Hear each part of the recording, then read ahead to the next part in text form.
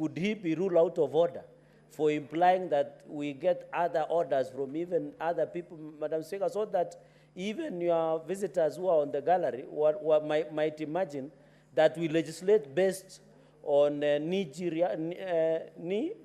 reaction, Madam Speaker? Is it in order? Before I give you a chance to respond to that point of order, let me do a communication.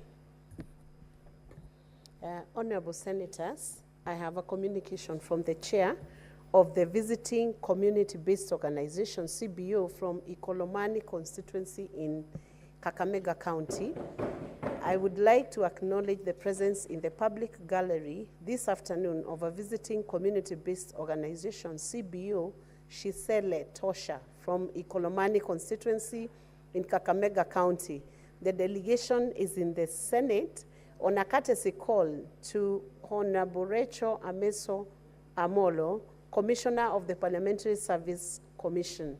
In our usual tradition, Honorable Senators, of receiving and welcoming visitors to Parliament, I extend a warm welcome to the delegation, and on behalf of the Senate and on my own behalf, wish them a fruitful visit, and I thank you. I want to give this opportunity to the Senator for Kakamega County, Dr.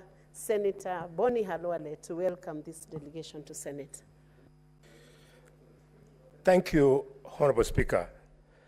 Madam Chair, through you, allow me to welcome the young women from Kolomani and have special words to say thank you to Honorable Rachel Ameso, who is the host of this CBO. Honorable Rachel Ameso, for information, Chair, is one of our commissioners of the Parliamentary Service Commission. Madam Speaker, I'm aware that the commissioner purposes to become the woman MP of Kakamega. Senator Abbas, is that the normal courtesy you're supposed to use when you're... Can you courtesy the speakers? Mr. Speaker, Madam Speaker, and I want to wish her well. Allow me also, as I welcome these great women, to congratulate the MCA of Idaho North, Mama Gladys Mugongolo. I'm sure she's in the delegation. And Madam Speaker, what a coincidence that the name Shisele is in the House today when the hospital that I have created from a dispensary to a maternity health center is by the same name, and it was started courtesy to Harambees by Seth Lugonzo. I therefore wish to thank you for coming, and I would like that if you finish quickly, I would like to meet you behind the tent so that thank you, Mr. Speaker. Senator Bonnie Halwale, that language is not parliamentary. We did not understand what language you used, but we will not use more time. But you are cautioned to use parliamentary language. One understood. Point of order, Senator Wakoli. You resume your seat. Senator Wakoli.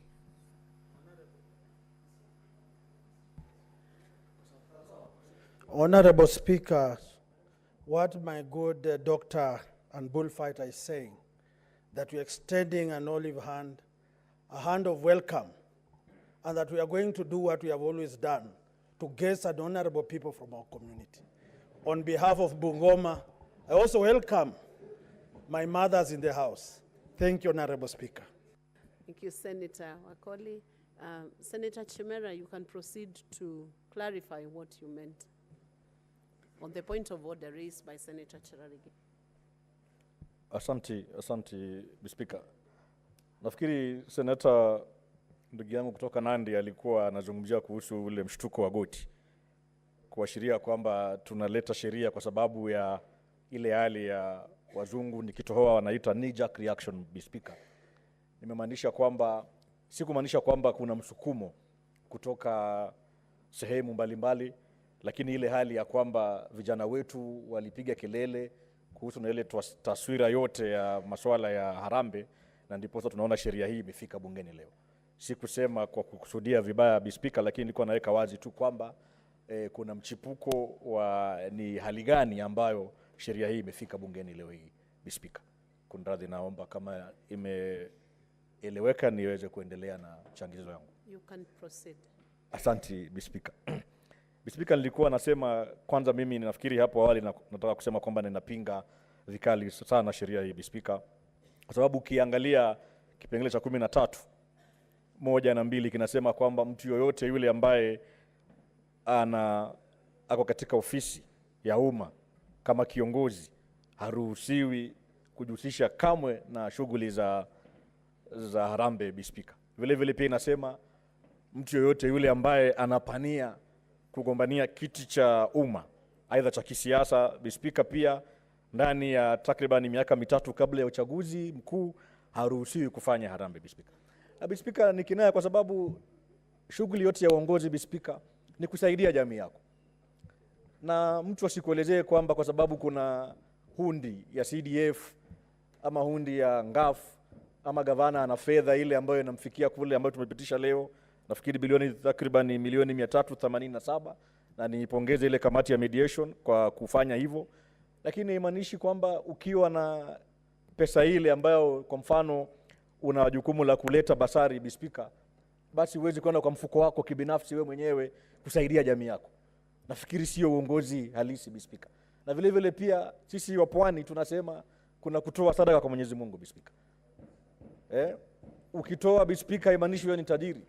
Kuna msemo unasema kutoa ni moyo wala sio tajiri Bi Speaker. Ukichanga Bi Speaker, wewe umeunda sadaka yako kwa Mwenyezi Mungu Bi Speaker. Kwa sababu kuna maisha ya dunia na maisha ya kule ahera Bi Speaker. Na sioni haja ya kwa nini tunaweka sheria kumdhibiti kiongozi ambaye kama ndugu yangu senior wangu Mheshimiwa Mungatana, yeye yupo tayari kusaidia watu wa Tana River Bi Speaker. Na sisemi yeye ni tajiri. Vile vile mimi Senator Chimera nimeteuliwa, nipo tayari kusaidia watu wa Kwale katika changizo zao Bi Speaker.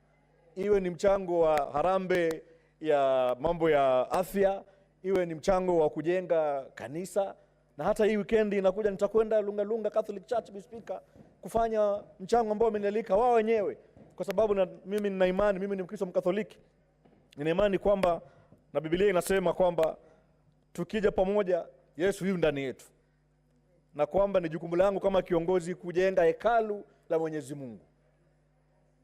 Pia nimealikwa vile vile katika Harambe pale Guro kujenga kituo cha afya ambayo si jukumu langu Bi Speaker, lakini mimi ni kiongozi Bi Speaker.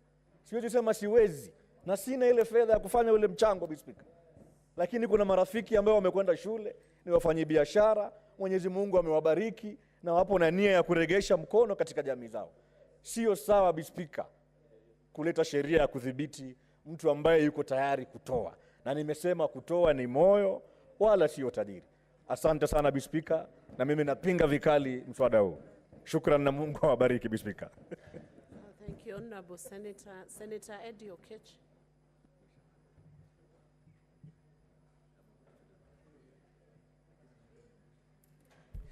Madam Speaker, thank you for giving me this opportunity to also try and give a few thoughts on this particular bill that has been moved by the majority leader, that essentially this bill seeks to, curb fundraising, if I might, or rather regulate fundraising, if I might put it as simple as such, Madam Speaker. I think one thing I must say, Mr. Speaker, is that the majority leader has been greatly misunderstood. I listened to the minority whip describing the intent of this bill as being able to overly deal with any kind of donations or any kind of charitable deeds, especially when it comes to money.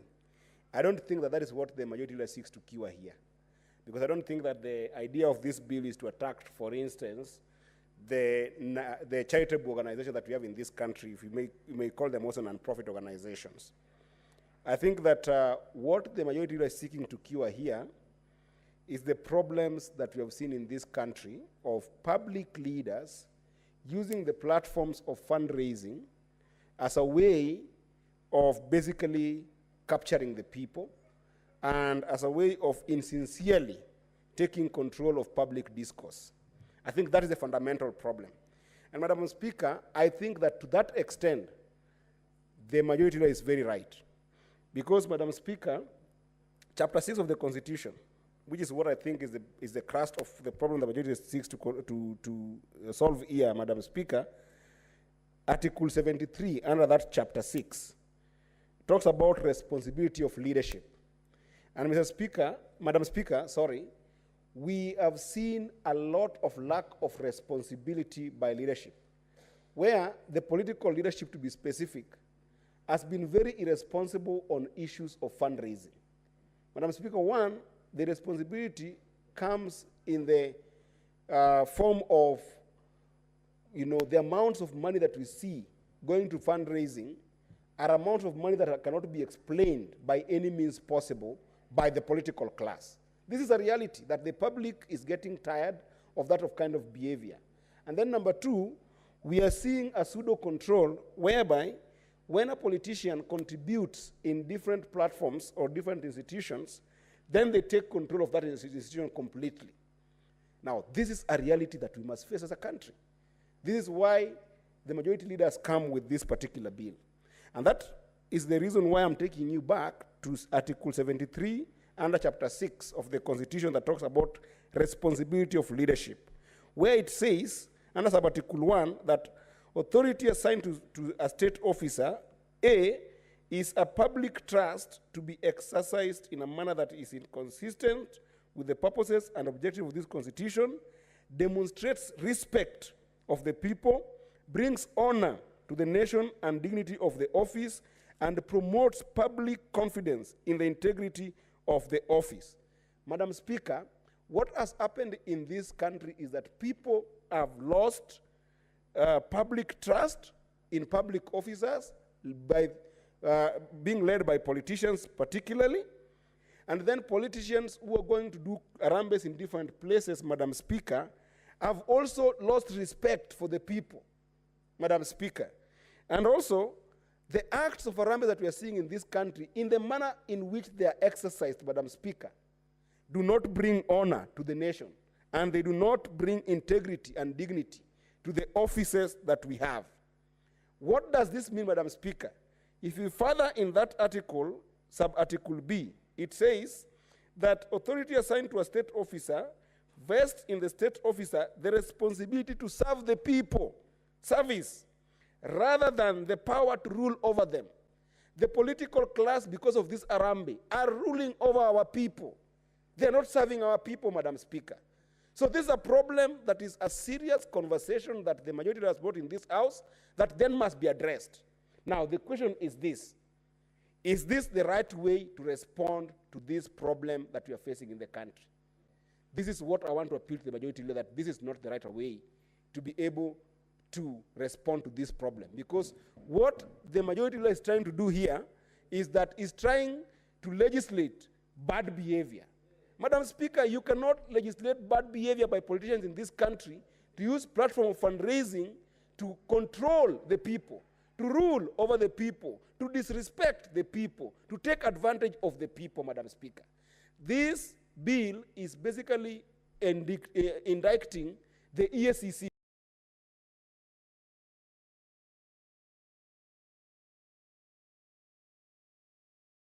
Madam Speaker, because we established a constitutionally allowed institution to deal with the misbehaviors of public officers and state officers under EACC, Madam Speaker. This bill basically tells us that the EACC has completely failed in doing its work. And instead of sponsoring this bill, Madam Speaker, I want to encourage the majority leader that together we can work on rethinking the EACC in terms of the way the EACC can deal with matters of Chapter 6 of the Constitution, Madam Speaker. Because that's where the rot is coming from. You cannot legislate fundraising in this country, Madam Speaker.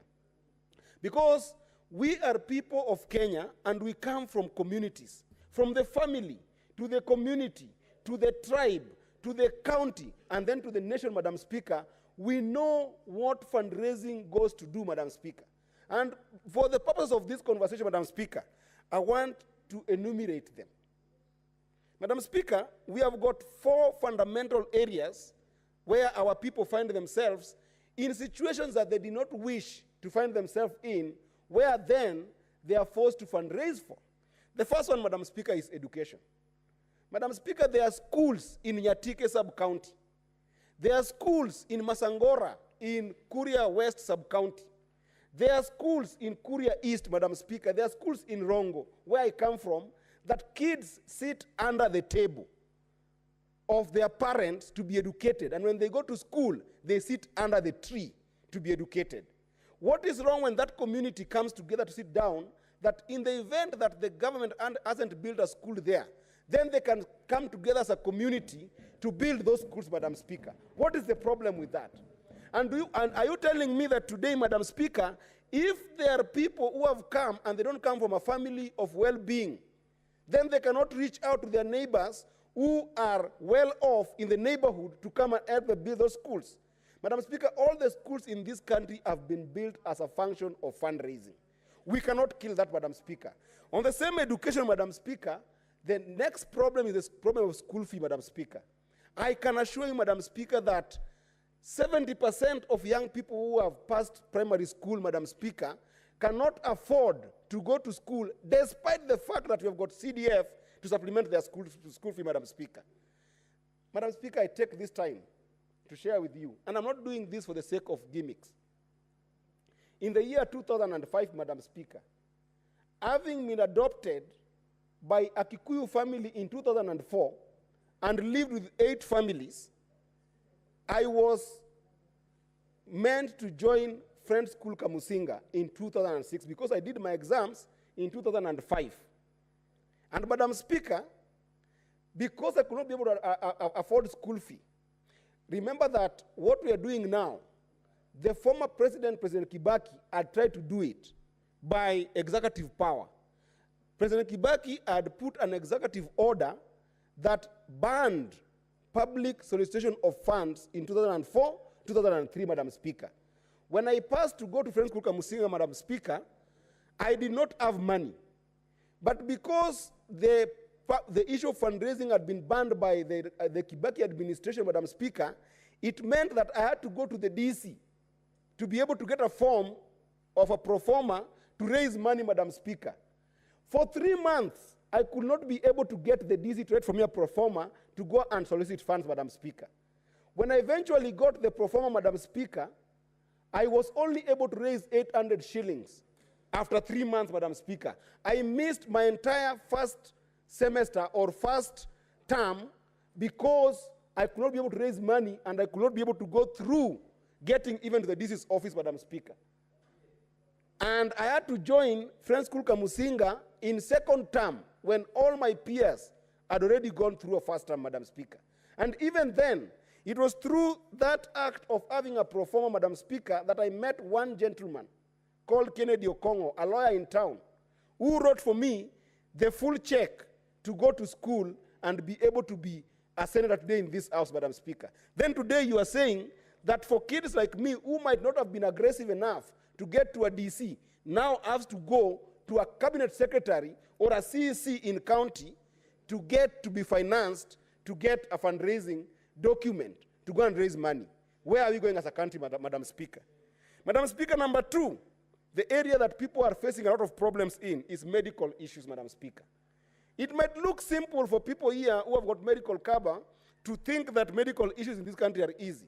But, Madam Speaker, we have got people in this country who are held as prisoners of hospitals because they cannot be able to pay 30,000 shillings to get out of an hospital, Madam Speaker.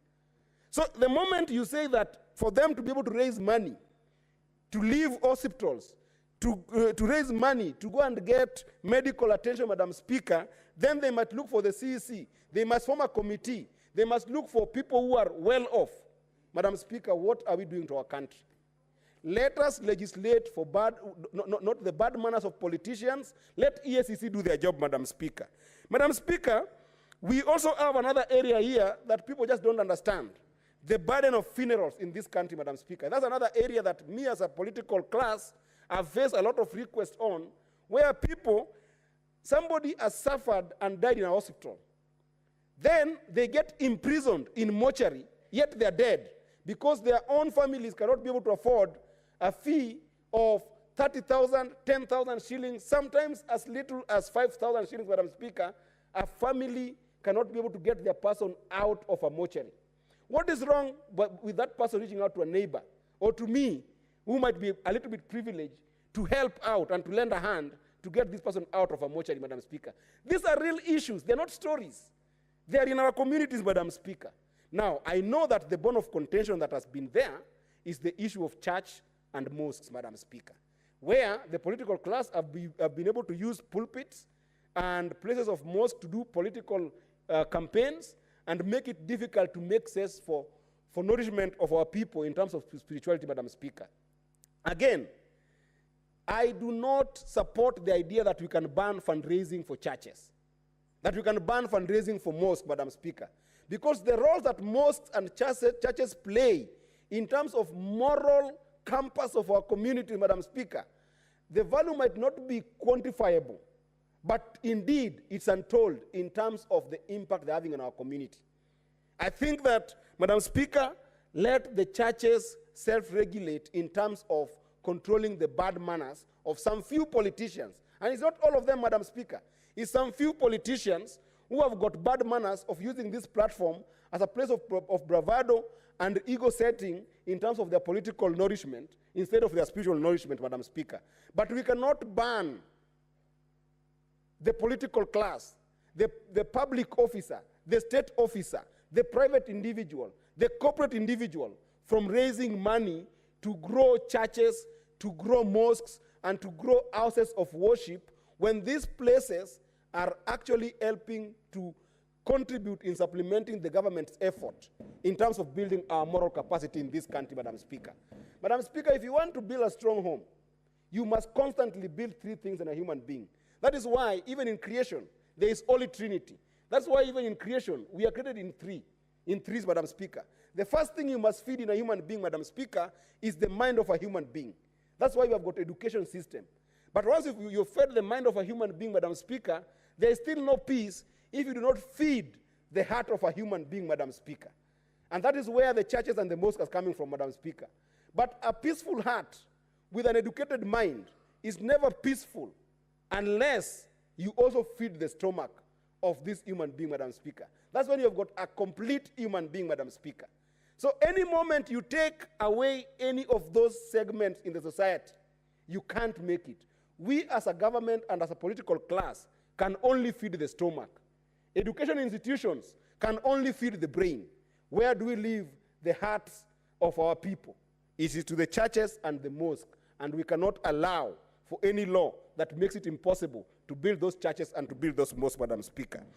Madam Speaker, in this bill, we have also seen a provision, very fast, Madam Speaker, that says if you want to do fundraising, then you must do it in your family. So what happens to a family where, I come from a family where the first name that has been heard about in this country, Madam Speaker, in our family, in our entire generation, that Arun Cheriot knows, is Eddie Okech. Because my grandfather, Kawisa, died long time ago in some village in Nyakune, near Gogo Falls, that nobody knows, meaning it has got an impact on the well-being of my entire community and my entire families.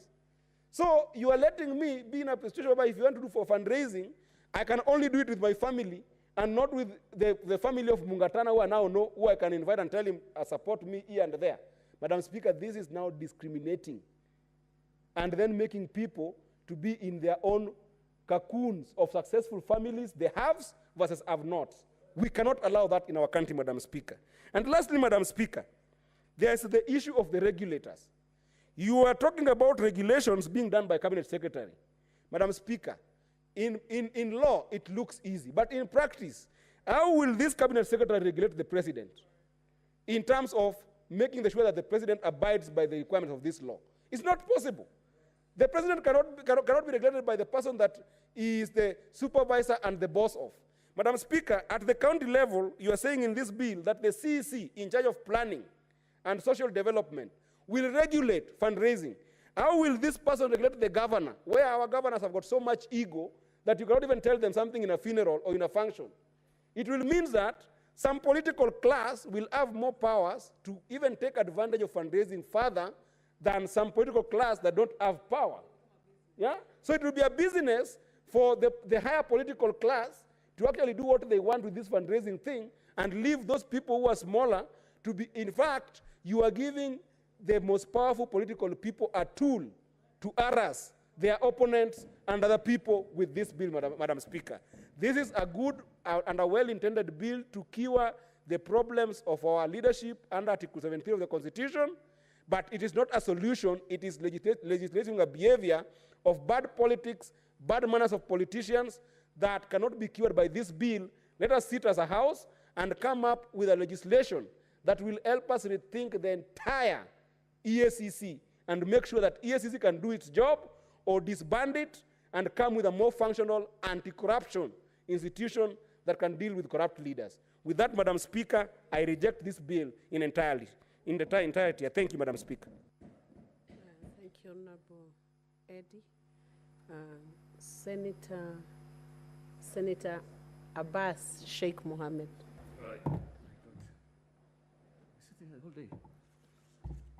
Thank you, Honorable Speaker. Honorable Speaker, I want to also join my colleagues that this bill will not help any Kenyan. As you are aware, the spirit of Harambe has been the fundamental cornerstone for this country in terms of development.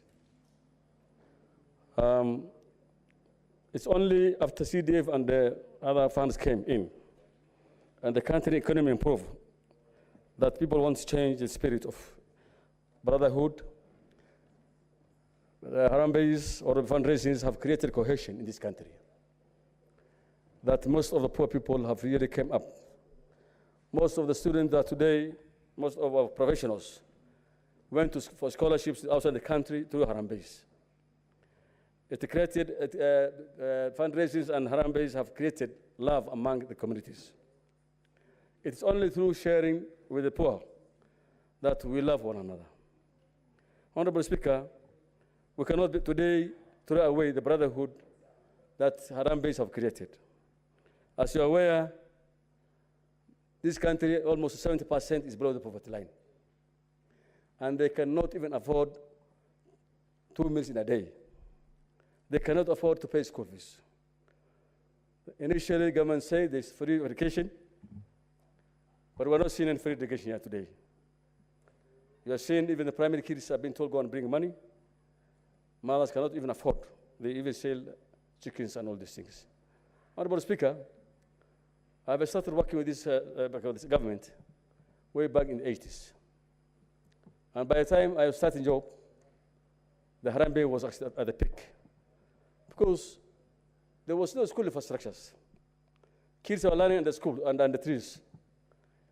At times, the chiefs were being used to go and collect animals or money from within the villages. Of course, sometimes they were using excessive force. There was a bit of corruption. But today, the classroom that I went to, in my class 1, actually was built with Harambe. And therefore, I cannot be able to support today to say that Harambe should be stopped or should be monitored. That cannot work for us. Honorable Speaker, through fundraisings, actually many Kenyans have sought medical treatment outside this country. Medical conditions of these days, there's so many people who are sick. The medical services, hospitals actually have so much been commercialized. That somebody stays in an ICU or HDU in 1 night or 2 nights and 3 nights, the cost becomes just unbelievable high. It is through Harambees that we're able to save people, the dead bodies, from mortuaries because they've been held custody until money is paid back. Honorable Speaker, I will agree that I will say that the corrupt are not the poor people. The corruption comes from the highest echelons. The top guys who are stealing money. The people who have the money. These 80% or 90% of Kenyans cannot even access money. They survive on only Harambees and goodwills of their friends and the next of kins. So if anybody wants to stop corruption through stopping Harambe, I think that's very wrong. What I will say is that those who still pay more and more Harambe so that this money can come back to the public. If you say there's no Harambe, then those who stole, the corrupt people will keep the money in the banks or even overseas. So I think we will encourage more Harambes. If you will ask me, that we will say so that at least the little they pay back, I think can be able to help the people that they have stolen their money. Honorable Speakers, I think what we are talking about here is kind of pretense, because I was hearing some of my colleagues here talking that Harambe will do this, Harambe is going to create corruption. My friend, corruption is not coming from the grassroots, it comes from the high top, and top and to down. Harambe, we know that it is actually starting from the office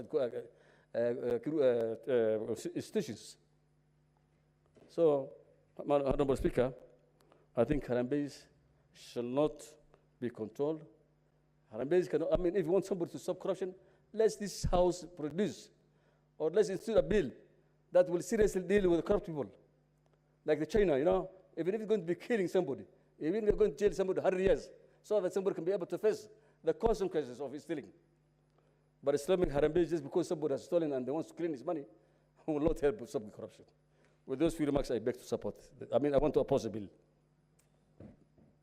Thank you, Senator Abbas. Senator William Kipkemoi Kisang.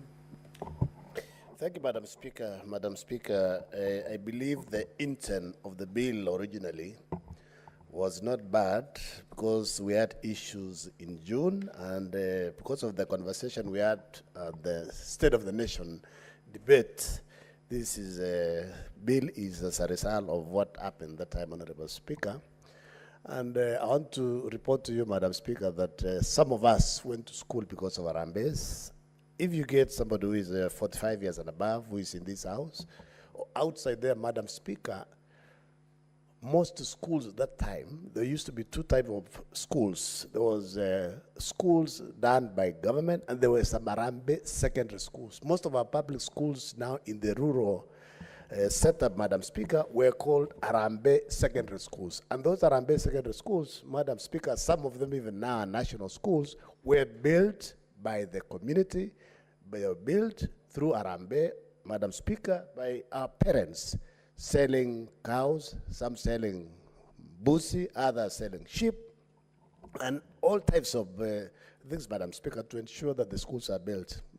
Madam Speaker, I hope with the debate that's going on, the little majority is going to think about this bill, Madam Speaker, because we cannot do as a country without an Harambe, Madam Speaker. Most of our judges also, Madam Speaker, were built through Harambes. Some were done by missionaries who came to the country early, maybe 60s, 50s, and 70s, Madam Speaker. And these missionaries also, the resources they got was as a result of Harambes in their own country, Madam Speaker, because they got maybe charity organizations, and those who are philanthropic enough to contribute. And then the resources came to Kenya, came to Africa, and our churches, our mosques were built as a result of Harambe, Madam Speaker. Madam Speaker, my colleagues have talked about school fees. Most people went to school because of Harambe. I remember when I was going to Form 1, I almost missed going to Form 1, Madam Speaker, because my parents didn't have anything. But because of the community, they sat. This is a young man who did, a young boy who did very well, top of his school, and then they decided to contribute. And that time, our school fees was the 1,540, Madam Speaker, and it was not easy to get 1,500 in 1982. So if it was not easy to get 1,500, how about now, when those joining Form 1, they're expected to pay 50, 60,000. So, Madam Speaker, basically what I'm saying is, as a leader, as a legislator, Madam Speaker, we are not going to agree to legislate Harambes in our country, Madam Speaker, because many people will be locked out of school, they'll be locked out of colleges, Madam Speaker. CDF has been there from 2004, but it's not been able to sponsor all the students across the country. That is why one of the senators the other day, Madam Speaker, said, can we collapse all these bursaries from CDF, bursary from county government, bursary by women reps, and from the ministry, we put in one gitty so that we have really free education from ECD up to university.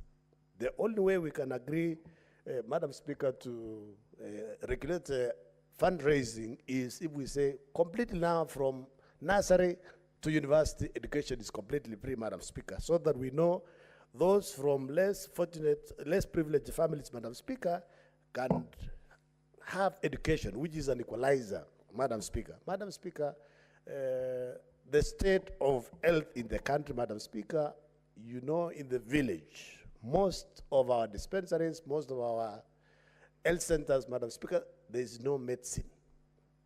And because there's no medicine, you'll realize most of our people who get sick will go to private hospitals in the counties. And when they go even to public, they're expected to pay. And when they're expected to pay and they don't have anything, many of them have lost even their pieces of land because of selling to take the kinsmen and women, Madam Speaker, to the hospital. So basically, what I'm saying, because of medical expenses, Madam Speaker, we'll support Harambees. Because of education, Madam Speaker, we'll support Harambees, Madam Speaker. And because of other issues, Madam Speaker, if you check clause 14, clause 13, Madam Speaker, of the bill, clause 14, Madam Speaker, it says a person shall not conduct a public fundraising bill unless the person has applied for and obtained a permit in accordance with the provisions of this law, Madam Speaker. You can imagine you have a sick person, the person requires to be discharged because he has gone to the hospital, you need to apply within 14 days. And where will you get this CEC? If we were not able to get a DC who was just within the district, but now this is a CC in charge of a county or a CS in charge of the country, Madam Speaker, it's not possible. And Madam Speaker, one of the clauses here, Madam Speaker, is saying, if you intend to seek for a public office, 3 years before elections, you should not conduct any fundraising, Madam Speaker. How would you know? You know, standing for a seat sometimes is a calling. The community can approach you to stand, and they can approach you 6 months to the election. What will happen if you will have conducted a fundraiser before? It means basically you'll be locked out, and the community will lose a leader who would have come to assist the people, Madam Speaker.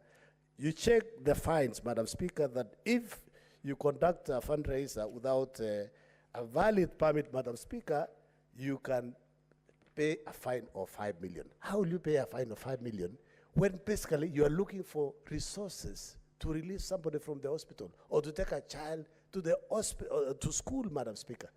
Madam Speaker,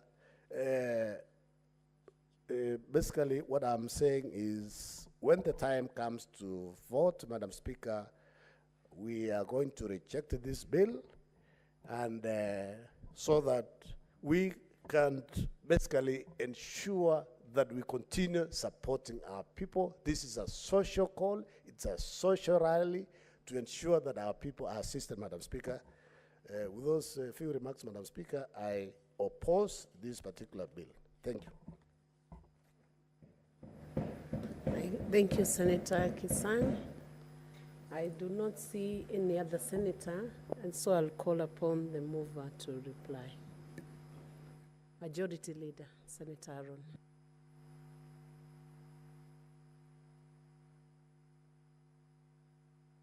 2 days that this bill has been on the floor of the House, listening to colleague senators speak about a very live topic in our country presently. You will recall what has happened the last weekend, Madam Speaker, where for the very first time we are told the Most Reverend Philip Anyolo, though from quarters close to the conversation, I'm told, I've seen the governor of Nairobi saying he's still awaiting his donation back. I saw him say somewhere that when he inquired, because they had said they have returned the donations, he was told that the fundi had already cut the material for the choir, because the donation was for uniform for the choir. Madam Speaker. So these are the challenges. So this is a very live conversation even in the country. And I shared yesterday something on my Twitter page. And of course, the know-it-alls that live on that space, Mr. Speaker, because they never accept to be corrected for anything, did not believe what I said. Today, this afternoon, I have tabled the report from the Labor and Social Issues, Social Affairs Committee, where I stated that over 90% of the respondents that sent in memoranda with regards to this bill actually opposed the bill, Madam Speaker. Just like many colleagues here, a good number have opposed. It's almost split evenly in the House. There's those in support of the bill and those that oppose the bill in principle. And I said that we live in an interesting country, Madam Speaker, because if you follow the conversation online, it's like there are two Kenyas. That's what I've realized. There's a Kenyan online, and there is a Kenya, the Republic, where you and I come from the villages, where Senator Mungatana, Senator Elomonen comes from. There are certain conversations which, if you follow in the Twitter and Facebook space, the kind of things that I said there, most of the time, Madam Speaker, don't exist or are not practical in the real world of the villages and the people that we represent in this House. Because for every village that I have visited the last few months since this conversation began, many pastors that have spoken to me, I gave the example of AIC Ziwani, where I was 2 weeks ago. I was somewhere in Kipkelion West, in my own county of Kericho this week. And the pastors continue to tell me, please, Majority Leader, you have a very bad bill that you want to stop Harambees. Like many of the colleagues that have spoken this afternoon, they are entirely, first of all, misinformed. So there are two issues. Number one, there is misinformation generally, because this bill does not ban Harambees. It only stops you and I, public and state officers, Madam Speaker, from presiding over.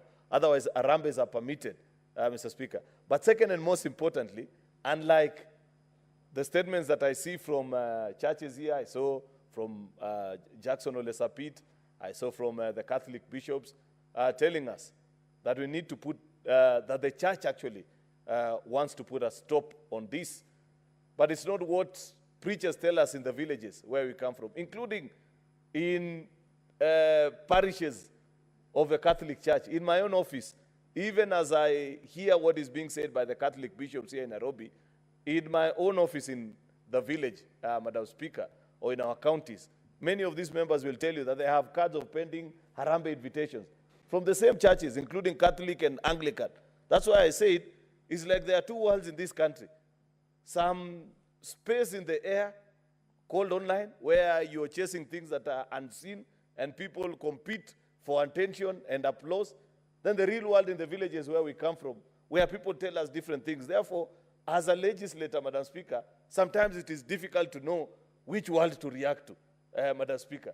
Because the kind of instructions and the things that I see being said in the online space, Madam Speaker, and the information, I want to believe that the reason Senator Mungatana spoke the way he spoke about this particular bill, perhaps that is a brief that he has from the people he represented in this House, the men and women from Tana River who voted for him. And they are saying, Senator, this is what we expect. But I'm sure you are also bombarded by messages and Twitter conversations, or people telling you, stop this. We don't want it to exist.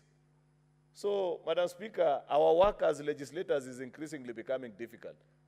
If you are not careful as a legislator, and I warned colleagues of ours sometimes back here, that you can easily chase air in the names of TikTok likes and followership online and miss the real conversation sometimes that happen back in the villages. Because at the end of the day, a legislator is a representative of the people, and you must find ways in which you capture the views of the people on whose behalf you vote in this House, Madam Speaker. And that includes those that are in the online space and those that are offline, Madam Speaker.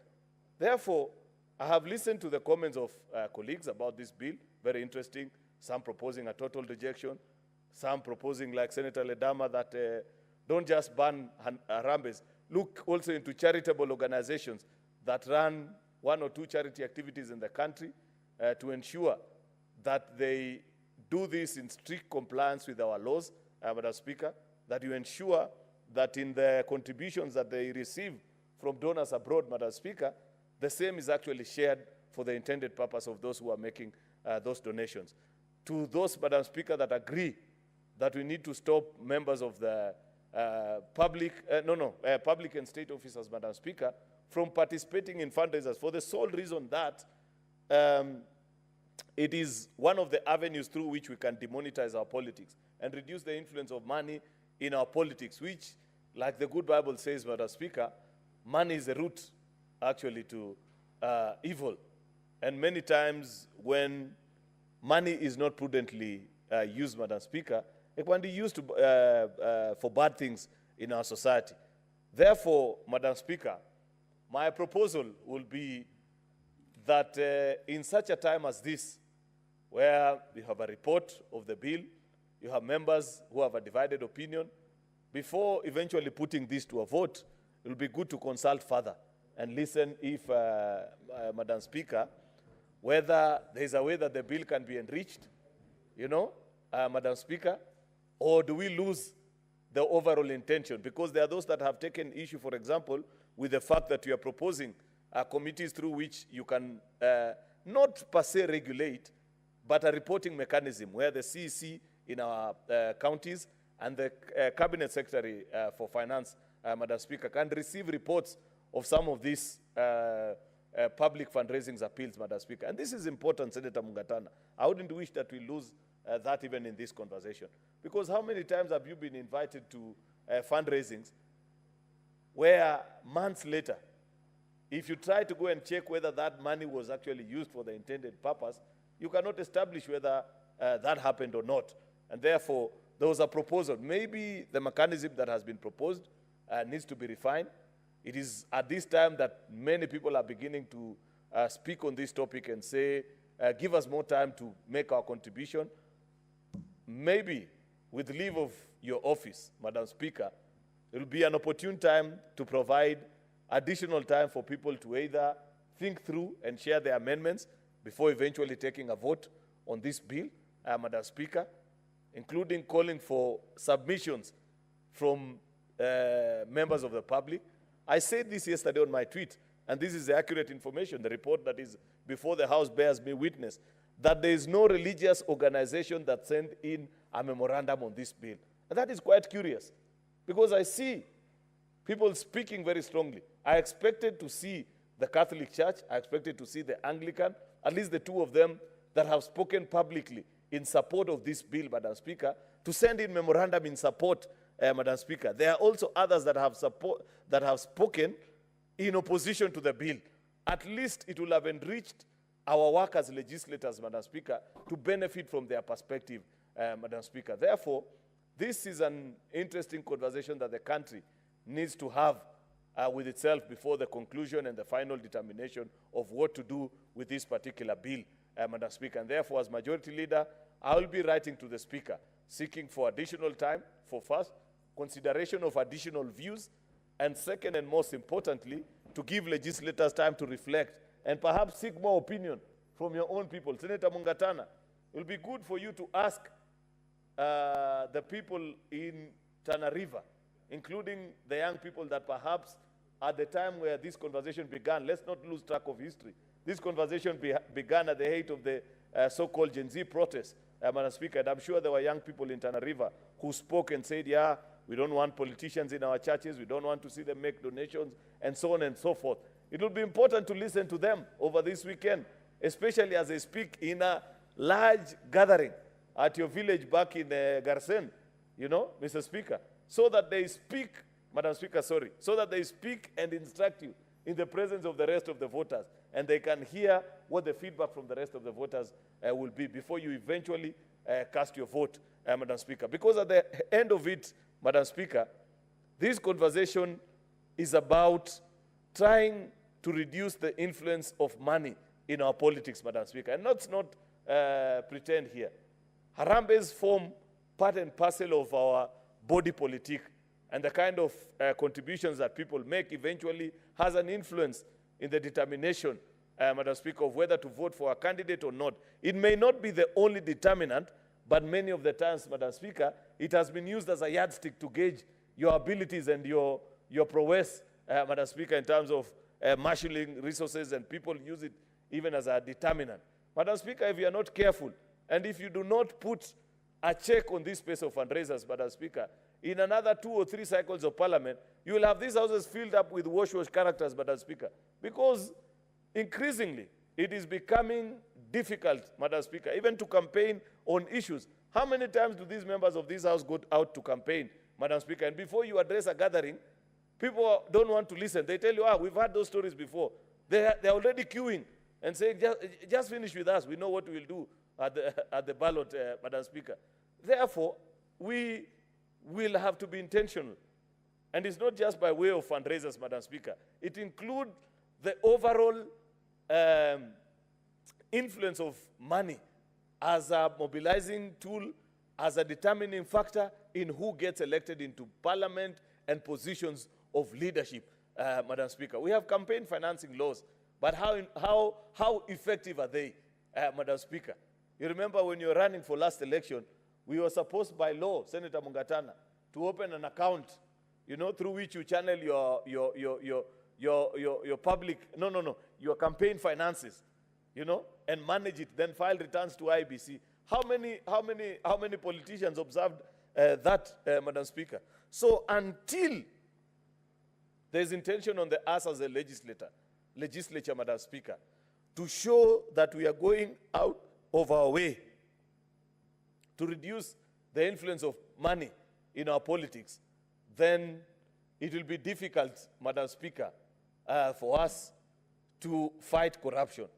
The biggest evil that our society continues to hoggle and fight about, Madam Speaker. And this is not just about us as a political class. In fact, many of the beneficiaries of corrupt practices, though people imagine that it is we in the political class, it is actually those that are in public offices that are not necessarily political appointees, Madam Speaker. They are the ones who run tenders, Madam Speaker. They are the ones who do many of these so-called government projects. Perhaps what eventually gets to the political class is a fraction, and a very small fraction, as compared to what remains with the rest of. Take time to reflect before eventually taking a vote on this issue. I have noted and I have said that there are members who have raised serious concerns about how to address certain issues. I will be notifying the Speaker. Luckily, I have Standing Order number 66.3 that allows the request for putting of a question until a later date.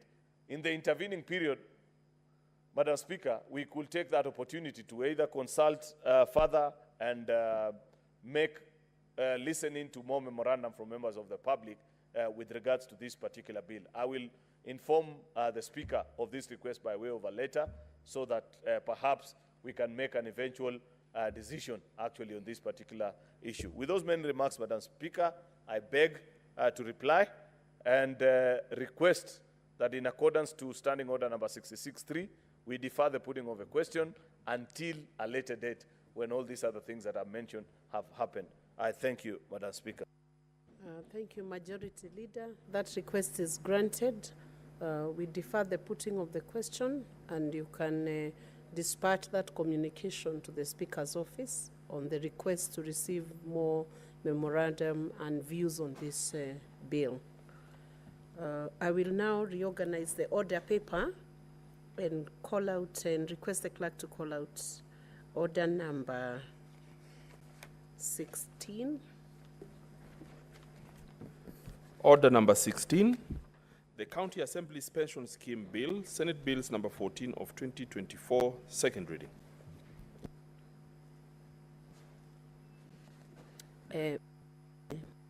Leader. Thank you, Madam Speaker. I beg to move that the County Assembly's Pension Scheme Bill, Senate Bills number 14 of 2024, be now read a second time. This is an important bill, Madam Speaker. And I'd like to appreciate what this Senate has done the last few weeks, especially with regards to our brothers and sisters that serve in our constituent assemblies in the counties. You remember, Madam Speaker, that we have already passed legislation in this House that grants financial autonomy to our county assemblies, and that bill is presently on its way to the National Assembly for consideration. One of the biggest requests and asks that actually the the county assemblies have made to this House as an elder brother in the devolution family, to ensure that we grant them the freedom with which they do, Madam Speaker, their responsibilities. Second, and most importantly, Madam Speaker, is looking generally into the welfare of members of county assembly. Madam Speaker, you know at the beginning of this term, the kind of conversation that we had about salaries of members of county assembly, where SRC, Salaries and Remuneration Commission, drastically reduce remuneration for members of our county assembly and put it at a figure that perhaps shocked the country, especially those that know what service in public offices, especially elected officials, have to go through. And it left many of our county assemblies, Madam Speaker, in very difficult financial situations. And you know, Madam Speaker, I don't know whether that has contributed to the many wrangles that you continue to see in our county assemblies with the executive. In fact, in my 3 terms of being a senator, Madam Speaker, I have never seen a time where there is extreme wrangles between county assemblies and the executive as this particular time, Madam Speaker. And there are many reasons. I don't know. I don't want to speculate. But I highly suspect that the fact that the welfare of members of county assembly, Madam Speaker, hasn't been sufficiently addressed since the onset of devolution, Madam Speaker, has a thing or two to do with it. You know, members of a county assembly look at those that serve in the first term, Madam Speaker. If you find that your predecessor MCA who served before you, when salaries were better and there were more consistent flow of money to our county governments, Madam Speaker, ever since they left office, are living in raw abject poverty, Madam Speaker. Chances are, during your time of service, you'll also be planning, because every politician lives with the practical reality of knowing that one day there will be a former something.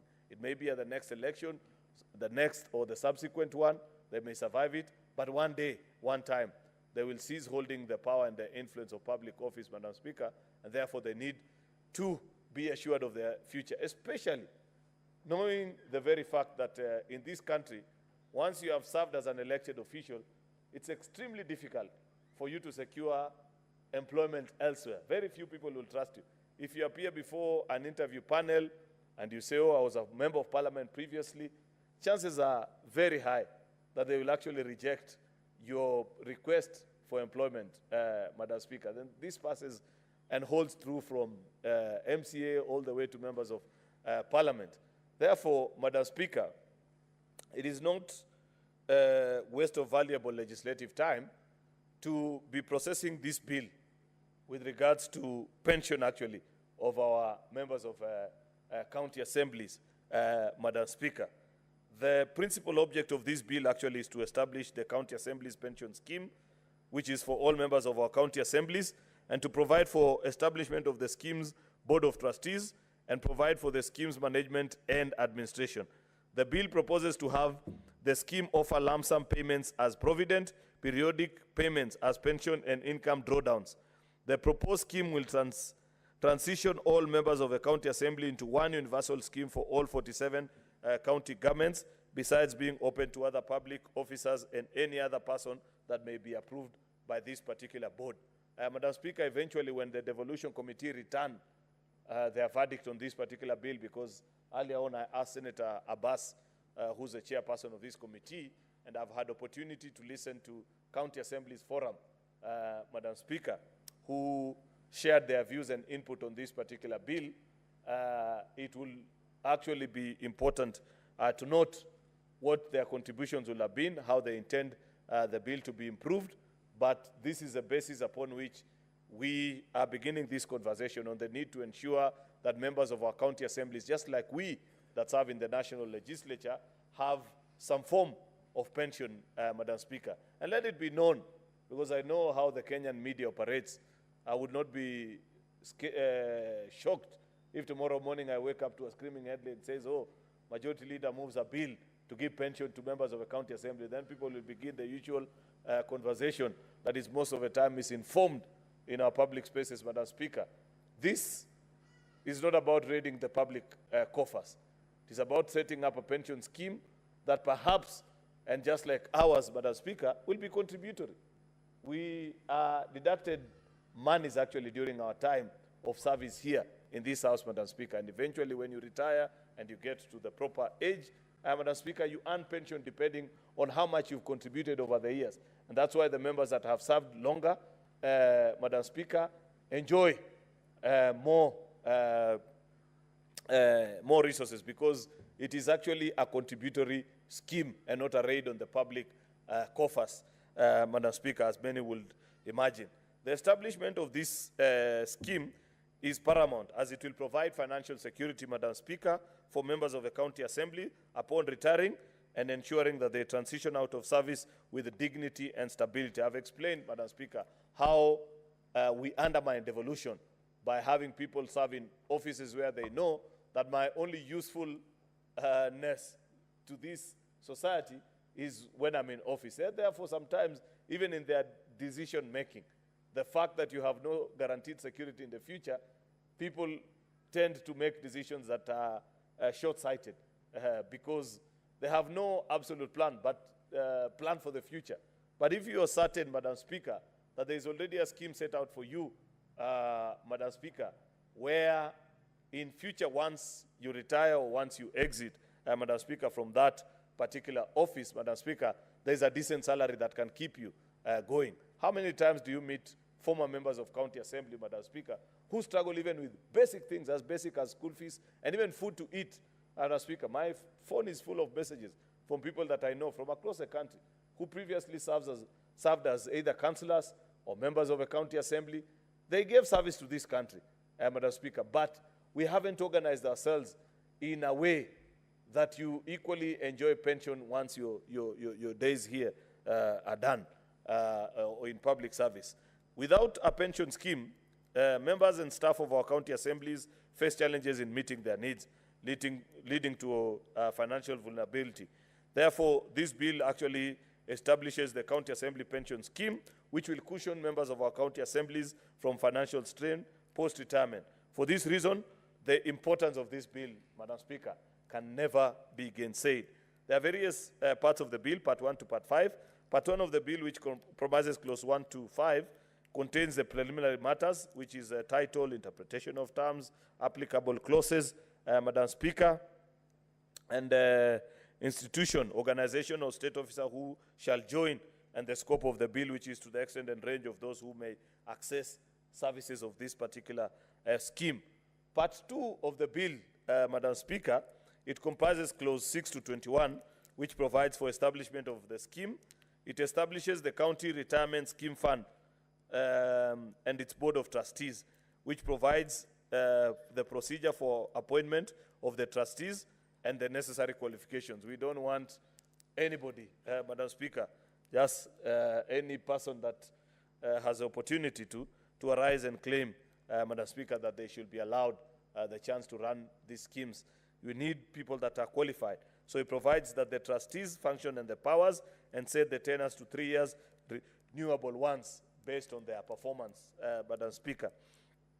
Part 3 of the bill, it comprises Clause 22 to 37, contains the provisions on the administration of the scheme and provide for the appointment of the fund managers and the custodian. It also sets out their function. The functions of the administrator, who is the CEO, are also set out. Further, the part provides for membership of the scheme without a sponsor, thus vesting of benefits and withdrawal from the retirement savings account and retirement from the service, among others. It sets out the prohibited payments from the scheme, the usual statutory requirements of any pension scheme for those that follow how pension schemes operate. Madam Speaker, this is nothing new. Part 4 of the bill, which is Clause 38 to 44, Madam Speaker, it provides for establishment of and management of the County Assembly's Pension Scheme Fund, which contains financial provision. It provides for how surplus funds may be invested, as well as set out the requirements for the board to have a reserve account Madam Speaker, a basic provision to ensure that for whatever reason, when members call upon the opportunity to draw from these funds, Madam Speaker, they have something that secures their future. You know, it's important, Madam Speaker, to ensure that our members of County Assembly actually, just like the rest of all of us that work in one place or the other, have financial stability upon their retirement. You know, Madam Speaker, it is not, oh, sorry, Mr. Speaker, I have noted the change. I was pretty much surprised addressing Madam Speaker only to notice she was behind me walking by.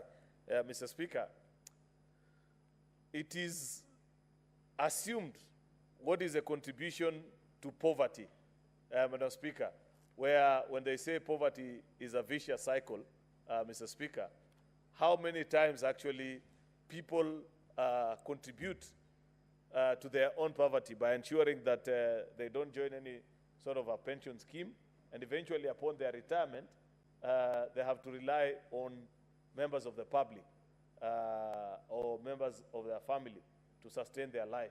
And this should be actually the way. I hope, Mr. Speaker, that eventually we can get to a point where all public servants, and not just us members of parliament, actually make contributions away from the national scheme of the NSSF. I know every employed adult in the Republic contribute to the National Social Security Fund, Mr. Speaker, but over and above, there are many other pension schemes that people contribute to and hope that in their retirement in future they can draw from. It's my hope, Mr. Speaker, that eventually we can have all our public servants actually have a fund set out for them so that you don't have to go through what public servants go through, like police and teachers, by queuing at Bima House, Madam Speaker, for you to get your file approved. And most of the time, this is money that has been deducted from them. That I know we have combined that particular space with the setup of the, I think, public servant super, there's something, a very big, some institution has a very big confusing name thereabout, but I don't know how practical it is. That's not what we are proposing for the MCAs.